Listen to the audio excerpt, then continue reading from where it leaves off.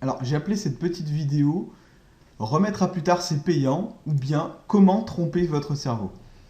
Alors, en fait, c'est ce qu'on appelle la loi du casino. C'est-à-dire que tout acte qui vous récompense instantanément sera répété. Si vous jouez dans un casino et que vous gagnez, eh bien vous recommencerez. Il y a de bonnes chances pour que vous recommencez. Cette loi, entre guillemets, vaut pour la plupart des comportements humains. En fait, chaque fois que vous utilisez une action qui vous récompense instantanément, eh bien, vous allez pouvoir répéter cette action. Ce qui veut dire que quand vous procrastinez, vous échappez à la peur dans une activité vous faisant perdre du temps. Alors, qu'est-ce que je veux dire par là? Je veux dire que tout simplement, vous n'êtes pas récompensé par l'activité elle-même, mais par le soulagement qu'elle procure, ce qui est différent. Quand vous n'avez plus à penser à cette échéance à venir quand vous procrastinez. C'est la loi du casino, ce qui veut dire que vous procrastinerez à nouveau, puisque ça a marché la première fois. Vous avez été récompensé non pas parce que vous avez fait quelque chose de constructif, mais parce que vous n'avez plus pensé à cette échéance que vous deviez absolument faire. Un exemple, pour que ça soit un petit peu plus clair. Vous avez un examen à préparer. Imaginez, vous êtes là, vous avez une somme de travail, des révisions qui vous attendent. Les révisions qui vous attendent, elles vous angoissent. Vous faites autre chose, vous procrastinez, donc vous remettez à plus tard. Non pas pour vous détendre, mais pour vous soulager du stress des révisions. C'est-à-dire que vous l'enlevez de... votre cerveau est programmé pour éviter le stress, pour éviter la peur. Et donc procrastiner va vous faire repousser la peur. C'est ce que vous avez déjà vu peut-être dans la conférence que j'avais donnée la première fois. Vous recommencerez plus tard, c'est-à-dire que vous recommencerez ce mécanisme de vous soulager la peur en faisant autre chose, en regardant un épisode des Simpsons, en surfant sur Internet, regardant vos boîtes mail, aller sur Facebook, etc. Alors, comment enrayer cette mécanique? Parce que c'est bien d'en être conscient, mais maintenant il va falloir l'enrayer. Maintenant que vous êtes au courant de cette loi du casino, vous devez tromper votre cerveau en fait. Tromper, c'est un mot fort, mais en fait, vous devez jouer sur cette mécanique et inverser un petit peu les rôles. Votre but va être d'adapter la loi du casino à votre situation. Donc, ce n'est pas un guide sur comment faire exactement, mais vous allez avoir la philosophie, et selon votre situation, parce que chacun est différent, vous allez utiliser des stratégies différentes. Pour cela, en fait, vous avez deux stratégies possibles pour votre cerveau. À vous de choisir celle qui s'adapte le mieux à votre situation du moment et également à votre personnalité, votre comportement.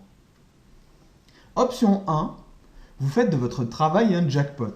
Toujours pour reprendre la métaphore de la loi du casino, vous vous accordez des plaisirs uniques après votre séance de travail. C'est-à-dire qu'en fait, votre travail ne va plus être lié qu'à de la souffrance ou qu'à du stress, mais également, il va prendre la forme d'une récompense en fait, que vous allez vous accorder. Le but, évidemment, c'est que vous devez vous accorder des plaisirs, donc des récompenses, d'une valeur supérieure à votre stress. Alors là, c'est à vous de voir.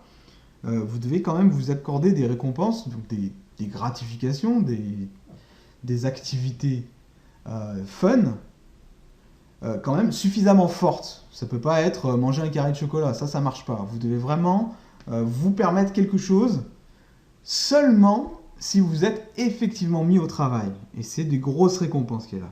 Ce qui fait que au début, ça ne sera pas parfait. Hein. Vous n'allez pas y arriver tout de suite, évidemment. Vous allez craquer de temps en temps. Mais si vous persistez dans cette logique, si vous persistez dans le fait, dans votre volonté de vous récompenser bien comme il faut à chaque fois que vous vous mettez au travail, eh bien, au bout d'un moment, vous allez enclencher dans votre cerveau, vous allez dire à votre cerveau, bon ben voilà, chaque fois que je travaille, eh ben, j'ai quelque chose de bien qui m'arrive. Alors que d'habitude, c'est chaque fois que je travaille, bon ben c'est la corvée et tout, c'est le stress, c'est le travail qui n'est pas fini, c'est je suis débordé, par où je commence, comment je vais finir, etc. Alors, vous n'avez pas besoin de terminer votre travail tout de suite. On ne vous demande pas de terminer votre travail et puis ensuite de vous récompenser. Ça ne marche pas non plus. Votre but va être de faire des petites séances de travail, comme vous l'avez déjà vu. Gagner votre jackpot, donc c'est votre récompense, vous pouvez appeler ça votre jackpot, chaque fois que vous avancez, même un petit peu. Alors ça peut paraître un peu trivial, vous dites ouais mais voilà, si je bosse 5 minutes, je m'accorde mon jackpot. Eh bien oui. En fait, l'idée c'est que une fois en route, vous aurez fait le plus dur et vous voudrez travailler plus de vous-même. Imaginez, vous êtes là, vous avez des sommes de travail à accomplir, et bon voilà, vous avez quand même une bonne récompense, vous l'accordez si vous mettez au travail, même si c'est 5 minutes, hein. Vous allez vous mettre au travail, vous allez vous préparer, vous mettre en condition, vous allez commencer à vous mettre au travail, et là, voilà, les 5 minutes sont passées. Est-ce que vous pensez que vous allez vous mettre à procrastiner d'un coup comme ça, une fois que vous serez lancé? Eh bien, la réponse est oui, de temps en temps, effectivement, vous allez craquer. Mais là encore, le but, c'est pas d'arriver à la perfection tout de suite. Comme toute loi, il y a des failles, il y a des faiblesses, vous aurez vos moments de faiblesse, vous les anticipez, mais vous persistez dans cette logique. Et au bout d'un moment, de vous-même, en fait, vous continuerez à travailler, même si au début, c'était pas trop ça. Vous avez effectivement travaillé 5 minutes, puis vous êtes mis à procrastiner, à surfer sur Internet, etc. Le but, c'est ici de toujours garder en tête que le plus dur, c'est pas le travail en lui-même, en fait, c'est le démarrage. Alors, vous avez une deuxième option, c'est de rendre votre procrastination contraignante. Souvenez-vous de la loi du casino, tout acte qui entraîne une récompense immédiate sera répété. Vous rendez ici, dans l'option 2, vous rendez votre habitude de procrastination difficile à mettre en place. C'est-à-dire que d'habitude, elle est instantanée, hein. Il vous suffit d'ouvrir une autre page, un nouvel onglet, puis pouf, vous êtes sur Facebook, quoi. Il vous suffit de regarder votre téléphone, et paf, vous êtes en train de perdre du temps sur votre téléphone, de jouer à Candy Crush, etc. Votre habitude ne remplira plus son rôle de récompense immédiate si elle est difficile à mettre en place. Elle sera même source de contraintes supplémentaires. Et ça, c'est le but que vous devez fixer à votre procrastination, c'est de la rendre plus contraignante que soulageante. Exemple.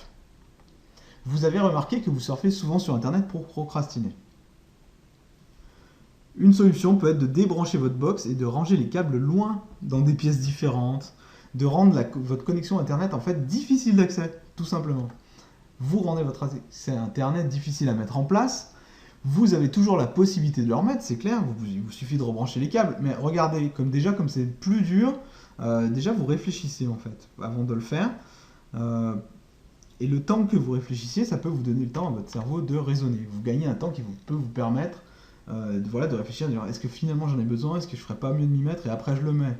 L'accès Internet. Voilà, c'est comme ça. En fait, plus vous êtes accro à votre habitude, plus vous devrez utiliser des stratagèmes pour augmenter la difficulté. Alors, c'est sûr que pour cet exemple d'Internet, pour certaines personnes, ça ne va pas suffire de mettre les câbles loin. Il va falloir faire autre chose. Et là, vous devez creuser votre imagination pour trouver d'autres stratagèmes. Alors là, un exemple, pour rester dans cet exemple, en fait, pour vous donner une autre idée, une autre illustration, vous pouvez donner vos câbles à une tierce personne. Comme ça, là, vous ne pouvez pas les récupérer sans avoir son autorisation. Et là, ça rend vraiment la connexion Internet plus difficile. Un autre exemple que je citais récemment dans un article de Potion de Vie, imaginez que vous soyez tout le temps sur votre téléphone et que vous soyez tout le temps en train d'écrire des textos à droite et à gauche, et bien tout simplement, soit vous ne prenez pas votre téléphone au moment de partir, si c'est vraiment impossible, et ben vous rangez votre téléphone dans votre coffre quand vous roulez, et je peux vous garantir que si téléphoner, ça veut dire s'arrêter, se garer, ouvrir votre coffre, consulter votre téléphone, envoyer un texto, le remettre dans votre coffre, remonter dans votre voiture, redémarrer, refaire attention à la circulation, je peux vous dire que écrire ce texto au volant, ça va être beaucoup, beaucoup plus difficile. Alors, la clé du succès, vous avez vos deux philosophies, hein. C'est pas des stratégies clés en main, je vous ai donné les grandes lignes pour y arriver, mais la clé du succès, en fait, c'est que quelle que soit l'option que vous choisissez sur le moment, vous devez savoir une chose. C'est que si la récompense que vous choisissez affecte votre estime de vous, alors vous aurez gagné votre bataille. Ça veut dire que si votre récompense, une fois l'avoir prise, une fois l'avoir faite, une fois l'avoir utilisée, eh bien, vous vous sentez mieux, vraiment mieux. Là, vous devez être attentif à ce que vous dit votre cerveau, ce que dit votre cœur. Si vous vous sentez mieux, après avoir fait votre récompense, vraiment mieux, alors vous saurez que vous êtes sur la bonne voie. Le but, c'est vraiment de toucher à votre estime de vous. Quand vous regardez bien, les moments de détente que vous utilisez pour procrastiner, au contraire, ils affectent votre estime de vous de façon négative. C'est-à-dire que vous culpabilisez. C'est plus de la détente, en fait, c'est vous amuser sans vous amuser, en fait. Vous perdez de l'estime de vous. Alors que la clé des récompenses que je vous dis d'utiliser à travers ces deux stratégies, c'est au contraire de gagner en estime de vous, c'est de colmater les brèches, justement, et de gagner un peu de temps aussi, en rendant votre procrastination plus difficile d'accès, de gagner un peu de temps pour vous permettre de raisonner, pour vous permettre de vous mettre dans la bonne voie.